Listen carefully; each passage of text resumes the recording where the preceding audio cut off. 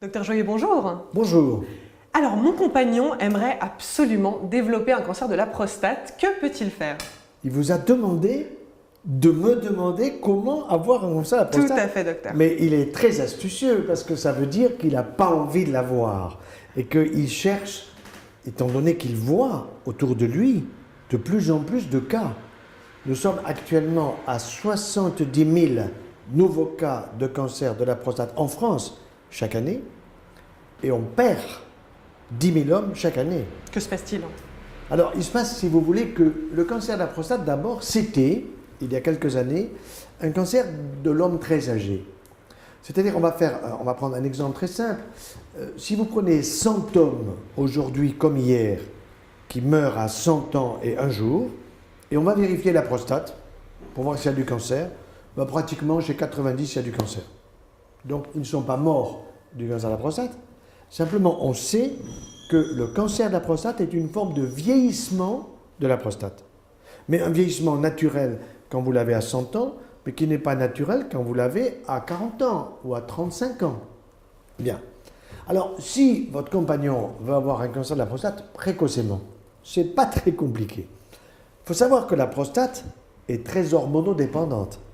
Comme le sein de la femme est hormonodépendant des estrogènes et de la progestérone, eh bien, la prostate de l'homme est dépendante de la seule hormone fabriquée par les testicules de l'homme qui s'appelle la testostérone. Bien.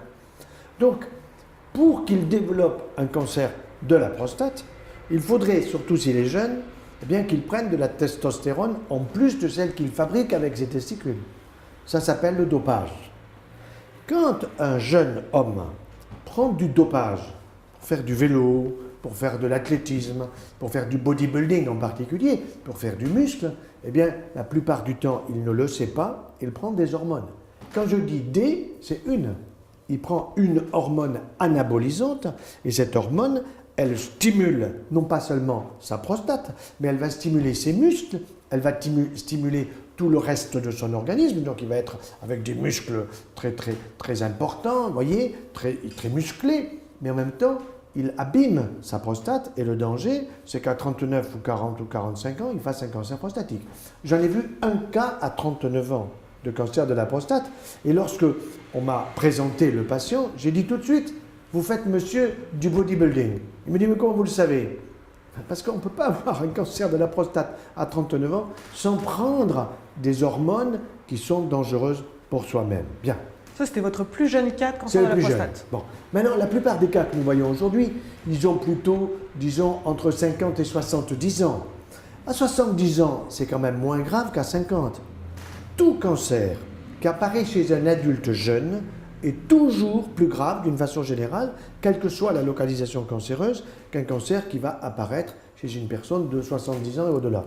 Exemple, hier j'ai vu un jeune de 30 ans avec un cancer de l'ésophage et de l'estomac, très grave, il l'aurait à 70 ans, beaucoup moins grave. Vous voyez, le même. Bon. Mais je reviens à la prostate. Alors, il veut avoir un cancer de la prostate, vous allez lui dire de fumer. Il faut qu'il fume, un paquet par jour, 2 paquets ça ira plus vite.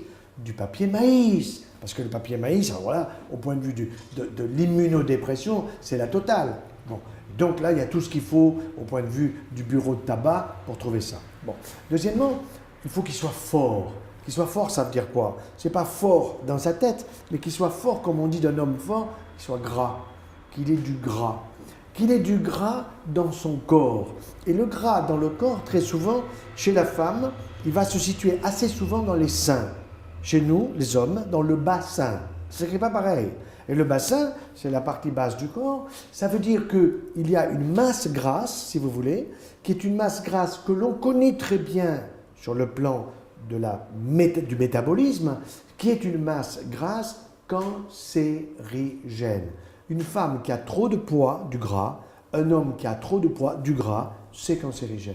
Chez la femme, les seins, chez l'homme, la prostate. Donc nous voyons des hommes aujourd'hui qui ne mangent pas, ils bouffent. Ils bouffent. Ça veut dire quoi? Ça veut dire qu'ils prennent énormément de sucre, aussi d'alcool, alcool fort, whisky, Pernod Ricard, gin, vodka, tout ce que vous voulez, plus du vin blanc, du vin rouge. Je ne suis pas du tout contre le vin, je ne suis pas du tout contre les alcools. Le problème, c'est la modération. Or là, l'homme est assez immodéré d'une manière générale. Et c'est là que vous avez un rôle important pour freiner un peu le compagnon en lui disant tu as autre chose à faire que de prendre tous les jours un whisky, que de prendre tous les jours une vodka, que de fumer encore une cigarette. Vous voyez? Donc, et souvent, cet alcool, cette cigarette, c'est un anti-stress. Les hommes sont stressés aussi, il n'y a pas que les femmes qui sont stressées. Donc le stress est un facteur. Mais ce n'est pas que le stress en tant que tel, c'est le stress par les conséquences. Quand vous êtes très stressé, eh bien, vous allez câliner votre estomac en prenant du Nutella, du Coca, du soda. Toutes ces choses-là sont mauvaises pour la santé, parce qu'il y a trop de gras, parce qu'il y a trop de sucre. Parce que vous avez de l'huile de palme dans le Nutella, mais ça, évidemment, personne ne le sait. Mais moi, en tant que médecin, en tant que cancérologue, je dois vous le dire. Le Nutella, il faut laisser ça à ceux qui le fabriquent. C'est tout. Ce n'est pas bon pour notre santé. Et on habitue les enfants très tôt. Bon, ça, mais revenons à la prostate. Donc, tabac, vous avez compris. Bon, avoir du gras, du sucre, ça veut dire consommer beaucoup de fromage. Vous savez qu'il y a 24 milliards de litres de lait par an que l'on obtient en trayant les vaches. Bon, ben, il faut les faire boire, il faut les faire consommer par les trous de nez, par les oreilles, en suppositoire, de toutes les façons. Donc, c'est ce que j'appelle maintenant une surconsommation de produits laitiers qui peut être dangereuse chez l'homme comme chez la femme. Pourquoi ? Parce qu'il y a là-dedans, figurez-vous, des facteurs de croissance dans le produit laitier qui sont destinés eh bien, à l'animal pour lequel le lait est destiné. Or, la vache fait du lait pour son veau, la chèvre pour son chevreau, la brebis pour son agneau, la maman pour son enfant. Bon. Or, dans le lait d'une mère pour son enfant, vous avez des facteurs de croissance formidables pour aider l'enfant en une année à prendre 5 kilos. Mais au bout d'un an, le gosse, il est intelligent, il reconnaît papa, maman, les frères, les soeurs, les voisins, il commence à jouer, il commence à marcher, il commence à courir. Le veau, excusez-moi, un an plus tard, il est aussi con que quand il est né, mais il pèse 365 kilos, tandis que votre fils, il en pèse 5 kilos, votre fille. Vous comprenez? 365 kilos. Donc ça veut dire que dans le lait du mammifère qui s'appelle la vache, il y a des facteurs de croissance qui sont très importants pour l'animal. Or, quelque chose qui est très intéressant. Hier, je voyais en consultation un homme inquiet parce qu'on lui dit « vous avez une hypertrophie prostatique ». Alors, il a entendu hypertrophie, tu allais voir le dictionnaire, une grosse prostate. Bien. Je regarde son dossier, il avait une prostate à 40 cm3, un peu grosse. Moi, j'en vois d'autres qui ont 100 cm3.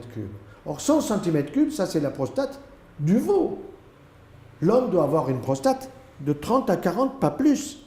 Ce qui signifie que, par les produits laitiers, il stimule la construction de sa prostate, et il a une grosse prostate, qui le gêne pour pisser, pour l'évacuation, et en plus qui va jouer par le gras qu'il a dans son corps un rôle négatif cancérigène. Donc, les hommes, il faut les déstresser, il faut les défumer, il faut les délactoser. Vous voyez, des choses qui sont aussi simples, mais il faut le leur faire avec délicatesse, et ça, il n'y a pas mieux qu'une femme pour faire comprendre à un homme comment il peut éviter un cancer prostatique. Et en tout cas, rassurer les hommes qu'on les aime sans musculation aussi. Bien sûr, et surtout qu'on les aime sans cancer prostatique, parce que le jour où ils ont le cancer de la prostate, c'est plus difficile pour honorer leur femme. C'est clair. Merci, docteur Joyeux. Voilà.